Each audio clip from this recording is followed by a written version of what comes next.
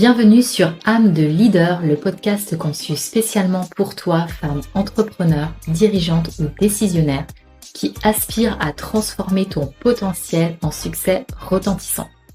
Chaque semaine, je t'invite à plonger avec moi dans des sujets clés tels que le développement personnel, les secrets de la réussite, l'art de l'équilibre entre vie professionnelle et personnelle et les stratégies efficaces pour relever les défis uniques auxquels nous, femmes leaders, sommes confrontées.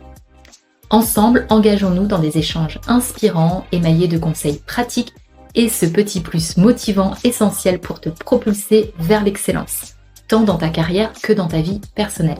Je suis Laetitia, coach dédiée aux femmes entrepreneurs et dirigeantes et cofondatrice du réseau Elle pour femmes en affaires. Ma vocation, t'accompagner dans la libération de tes blocages, te guider vers l'exploitation de ton plein potentiel sans limite et t'aider à concrétiser la vie et l'entreprise de tes rêves. Ensemble, bâtissons ton chemin vers le succès. Bienvenue dans ce voyage inspirant. Bienvenue sur Âme de Leader.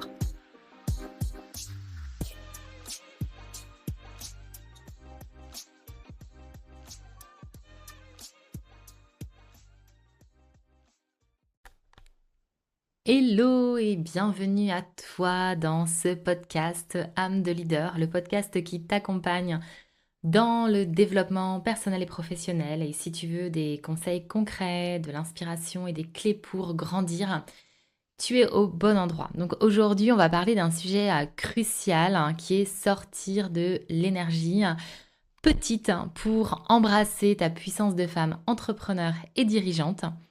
Si ce podcast te plaît, n'oublie pas de t'abonner à cette chaîne et de consulter mon site web ou mes réseaux sociaux pour plus de ressources. Avant de démarrer, je pense que pour les personnes qui me suivent vont dire « Ouais, ça fait longtemps que tu n'as pas fait de podcast ».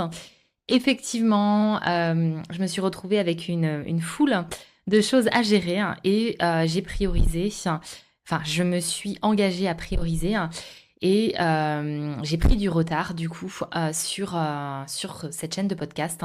Donc me revoilà, en tout cas je suis ravie de repartager avec vous toutes à travers ce canal. Et je m'engage en tout cas à devenir plus organisée sur la création de contenu, puisqu'il y a cette chaîne, mais il y a aussi les réseaux sociaux et bien évidemment, comme vous le savez, tout plein d'autres choses à gérer dans un quotidien bien rempli de femmes entrepreneurs et pas que. Voilà. Pour raccrocher le wagon, donc voilà, je voulais vraiment partager avec vous cette notion d'énergie de petite afin que vous puissiez vraiment embrasser et devenir cette femme visionnaire que vous êtes destinée à être. Et aujourd'hui, je voulais vraiment vous parler de l'importance de sortir de cette énergie de petite, de petitesse, enfin vraiment de cette énergie dans laquelle on se réduit, consciemment ou inconsciemment. Et en tant que femme entrepreneur ou dirigeante, il est vraiment facile de tomber dans le piège de la modestie excessive, de se limiter en suivant des modèles qui ne nous correspondent pas vraiment, ou de rester dans le regard des autres finalement. Rester dans le regard des autres, c'est attendre ce que les autres finalement, faire ce que les autres attendent de moi. Me contenter de la médiocrité par exemple également. Donc voilà, il est temps que ça change, de passer à l'action et d'incarner pleinement ta puissance. Alors si tu es prête, let's go. Je voulais partager ce sujet parce que concrètement, je rencontre des femmes quotidiennement qui sont des entrepreneurs, des dirigeantes et qui me font part justement de cette volonté à vouloir être des femmes premium, à vouloir avoir des business à succès, à vouloir prendre leur place, à vouloir briller, à vouloir être reconnues. Mais quand on recherche ces espaces, quand on a envie d'avoir ces espaces au cœur et au centre de notre vie ou de notre business, quelque part, on ne peut pas rester dans la posture dans laquelle on est aujourd'hui. Donc, on ne peut pas vouloir quelque chose de différent sans en changer quoi que ce soit. Donc, c'est un petit peu l'objet de ce podcast aujourd'hui. Et donc, moi, je sais que j'ai tellement eu de résistance avant de décider de jouer dans la cour des grandes on va dire en version mode premium. Tellement de friction intérieure et d'inconfort avant de me décider enfin à être en mode all-in et finalement de me dire ok je peux en fait, je m'autorise parce que finalement c'est loin d'être anodin. Il y a tout un parcours de vie, un parcours éducatif. Il y a les autorisations que je me suis ou pas données, ou qu'on m'a ou pas données aussi, hein, qui sont venues interférer sur ma capacité aujourd'hui à me dire, mais Laetitia, oui, c'est ok, tu peux y aller, tu as le droit aussi, toi, de la jouer grand. Tu es destinée à le faire, donc vas-y. Mais cependant, entre se le dire d'un point de vue mental, parce on conceptualise le concept et on le comprend. Et d'un autre côté, hein, de se dire ok j'y vais et je mets ça en place, il y a quand même quelques étapes. Et donc quand tu joues petit, quand tu restes petit, hein, c'est facile en fait de rester petit. Mais en même temps, quand tu restes petit, hein, tellement de gens finalement t'apprécient, te soutiennent, te comprennent, te suivent, on t'aime en fait, hein, tout simplement. Pourquoi? Parce que les personnes trouvent ça confortable en fait à tes côtés. Tu es l'exemple qu'ils sont à la bonne place, c'est-à-dire dans leur zone de confort. Ça rassure finalement et puis ils sont quelque part soulagés de ne pas se sentir dépassés en étant à tes côtés. Tu fais pas de bruit, tu fais pas de vagues, tu ne les déclenches pas finalement. Quand je dis tu les déclenches pas, il n'y a pas d'émotion qui se passe finalement. Donc c'est pas perturbant, ni pour toi ni pour eux. Et forcément, ces personnes ne se sentent pas blessées. Donc tu n'es la cause d'aucun mal. Du coup, c'est confortable pour tout le monde. Puis un jour, tu te demandes, finalement, est-ce vraiment, est-ce vraiment mon objectif de vie? Et puis, derrière cet objectif de vie, est-ce que celui-ci, c'est de garder les gens et moi en mode confort? Pas vraiment, en fait. Et je prends un exemple. Euh, Récemment, on me voit souvent en story ou des posts dans des lieux sympas, des lieux haut de gamme, que ce soit des thalassos, des hôtels, etc. On me dit oh là là, t'es toujours dans des beaux endroits, tu fais toujours des choses chouettes, etc. Comme si j'avais une vie voilà, extraordinaire. Ah bah t'as de la chance, toi, en fait c'est pas que j'ai de la chance, c'est que je me crée en fait des opportunités. Ça me coûte pas plus cher d'aller prendre un café hein, dans un endroit où la déco et où il y a plus d'étoiles des fois sur la devanture que dans une brasserie sur un port. Voilà, c'est quoi la différence? C'est que dans l'espace que j'ai choisi, je vais me sentir à ma place et je vais me sentir aussi considérée. Il y a des personnes qui vont faire en sorte, durant tout le temps que je suis présente, de faire en sorte que je me sente bien. Je vais me sentir vraiment reconnue, en fait. Et parfois aussi, quand vous allez dans des endroits lambda, vous êtes lambda, on vous calcule pas, on vous sert à moitié, l'expérience client, elle est bancale. Euh, des fois, les personnes vous parlent mal, vous parlent peut-être voire pas du tout, hein. Et donc, c'est ça aussi que je recherche parce que je me dis, mais en fait, c'est ce que je mérite aussi. C'est ce que je mérite. Je mérite aussi de franchir des espaces sympas, des espaces agréables, d'être reconnue, d'être bien dans mes pompes, d'avoir l'opportunité de choisir des endroits de qualité. Donc voilà, et c'est pas en restant petite que je vais être dans cette énergie. Et cette énergie amène aussi une énergie de travail, amène une énergie de créativité, amène une énergie de rencontre aussi. Et moi, mes clientes, elles sont toujours heureuses quand je leur donne rendez-vous aussi dans des endroits de ce type. Donc, tout est OK. Alors, du coup, quand tu décides de jouer grand, voire très grand, voire en mode premium, bah, d'y aller en fait en mode all-in. Alors, pour les personnes, c'est vrai que je ne l'ai pas exprimé, all-in, c'est en dedans finalement. De te présenter, hein, de te présenter au monde, de partager ta vérité, tes vrais désirs, de créer la vie que tu veux, mais vraiment et puissamment. Et puis, au-delà de ça, de l'assumer pleinement pour pouvoir l'incarner. sans te demander si tu vas perturber des gens, contrarier certaines personnes, être plus ou moins soutenu ou moins aimé, sans te demander si ce n'est pas trop aussi, bah, tu commences à être cette femme puissante, tu commences à être all-in, tu commences à être légère, à être plus alignée, à être dans ta vérité. Et ça devient alors beaucoup plus simple, beaucoup plus facile. Tu appuies sur l'interrupteur, tu mets du jus, un petit peu comme quand voilà, tu allumes la lumière et tu réactives ton magnétisme. Et les bonnes personnes, du coup, viennent à toi. Tu as les bonnes personnes dans ton environnement aussi, hein. Et tu deviens la bonne personne pour les bonnes personnes. Et tes clients arrivent, en fait. Et tu crées à partir de ton cœur, à partir de l'intelligence du cœur, tu crées depuis ton âme. Quand je dis tu deviens la bonne personne pour les bonnes personnes, c'est que tu attires à toi des personnes qui sont justes et qui sont dans ton énergie et qui vibrent dans ton énergie. Parce que c'est pareil, il faut être honnête.